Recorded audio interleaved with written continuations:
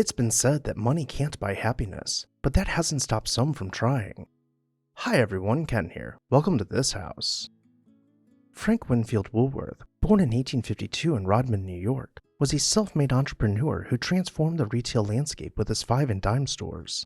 Despite initial setbacks in his career, Woolworth's innovative ideas such as direct purchasing from manufacturers and fixed price tags revolutionized retail practices. His first successful store in Lancaster, Pennsylvania, laid the groundwork for what would become a nationwide retail empire. By 1900, the F.W. Woolworth Company had grown to 59 stores. Woolworth's aggressive expansion strategy, which included buying out competitors, propelled his company to the forefront of the American retail industry. His most notable architectural achievement was the Woolworth Building in New York City, completed in 1913, and then the world's tallest building. Woolworth's personal life was marked by his marriage to Jenny Creighton and their children, including Jessie Woolworth Donahue. Jessie, born in 1886, was raised in an environment of extreme privilege. The Woolworths family, including Jessie's sisters Helena and Edna, lived a life of luxury, indicative of their father's success. The Woolworths' wealth was reflected in their residences, a magnificent French Gothic mansion on Fifth Avenue in Manhattan, and the lavish Winfield Hall in Glen Cove, New York. These homes were symbols of their status, with every luxury imaginable, from rose gardens to golf courses. Jessie's adolescence was marked by elite education and an extravagant lifestyle. She was often seen in high-end fashion and jewelry, chauffeured in her Rolls Royce, embodying the image of a modern princess. Though, if it were up to her father, she would have married into European royalty to become an actual princess. Defying her father's hopes for a royal wedding, Jessie fell for James Donahue, an Irish-American whose family wealth came from a less prestigious industry. Despite her father's objections, rooted in social status concerns, the ceremony commenced. While Frank spent the day crying in his study, Jessie married James, a decision that would forever haunt her. As the young couple started their lives together, Jessie's approach to motherhood was somewhat detached. She and James spent much time traveling, leaving their children, Wooly and Jimmy, in the care of a governess. Even in their absence, on the rare occasions when the family was together, Jessie played favorites, showing a strong preference for her son Jimmy, highlighting the complexity of their family's dynamics. The Woolworth family faced its share of tragedy and personal challenges. Jessie's sister Edna's mental health crisis and its impact on the young Barbara Hutton was a profound blow to the family, exposing the vulnerabilities beneath their wealth. But that's a story for another time. James developed a wandering eye, chasing young women through countless affairs. Jimmy was no better than his dad, and was expelled from nearly a dozen schools, though with him, it was different. In early adulthood, Jimmy openly pursued relationships with other men, which was at the time not only illegal, but something which would garner hefty prison sentences. Jessie would pay for female escorts to be seen with her son in public, and threw money at journalists and law enforcement to look the other way. Despite the family drama, Jessie played a significant role in the Woolworth business empire. She sat on the board and closely monitored the family's financial affairs, demonstrating her business capabilities. With all of her personal business being highlighted by the media, she was snubbed from society, but that did not stop her from trying to fit in. In the 1920s, she built an imposing summer home in Southampton, which she named Woolden Manor. Even with one of the most expensive homes in the area, she was not welcomed at the country club.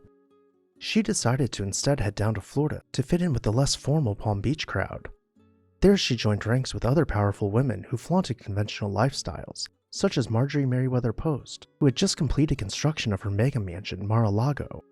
She hired architect Marion Sims Wyatt to design for her a 122-room mansion to rival the palaces of Europe. It was to be a place where she could host royalty and impose on those who dared to defy her. She hoped that it might be a place where her son could stay out of the spotlight, and even hopefully make her husband fall back in love with her. When it was completed in 1928, the estate was named Cielito Lindo, meaning little bit of heaven. She imported entire rooms from Europe, including the library, which was recorded by artists along with several other rooms in the house. The dining room was designed with royal company in mind, with an army of servants to serve each guest individually. As we meander through the mansion, we find the drawing room staged with only the most expensive furniture that money could buy. For all the formal rooms, even the more casual rooms, such as the breakfast room, had their own perfectly balanced charm, feeding into terraces overlooking the ocean, or leading into thick palm jungles surrounding the mansion. The estate went on, with dozens of guest bedrooms, each one decorated with antiques and artisan-made pieces.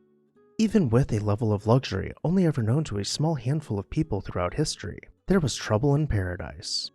Jessie checked herself into a sanitarium after suffering a mental breakdown. Meanwhile, her husband James threw a party with his family. After talking to his sons and signing a new will, he excused himself from the table. When he came back, he was frothing at the mouth after intentionally overdosing on his medication. He was buried at the age of only 44 years old. Meanwhile, Jimmy had made more than friends with the Duke and Duchess of Windsor and had become the third in their love triangle. Jessie was surprisingly supportive of her son's new relationships, but he became physically abusive and the Duke and Duchess called off their arrangement. In the wake of James' passing, Jessie was presented with her late husband's debts only to find out the true extent of his bad spending habits. She decided to downscale to reserve plenty of money for future generations to have a head start on life.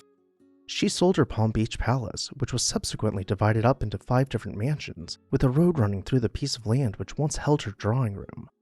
Jessie and Jimmy moved back to Southampton, this time choosing a 30-room mansion, humble by comparison to their previous place. Most of Jessie's furniture and art was placed into storage, never to be seen by her again.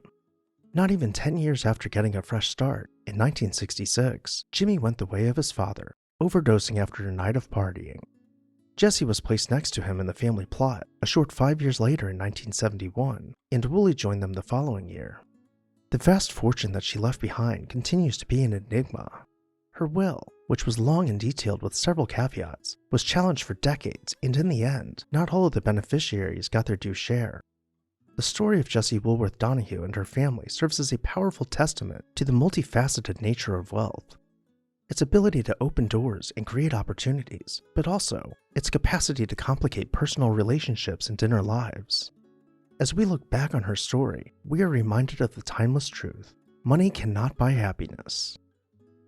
What are your thoughts? Let me know down below in the comments section. And while you're there, make sure to hit that subscribe button so you never miss an exciting episode of This House.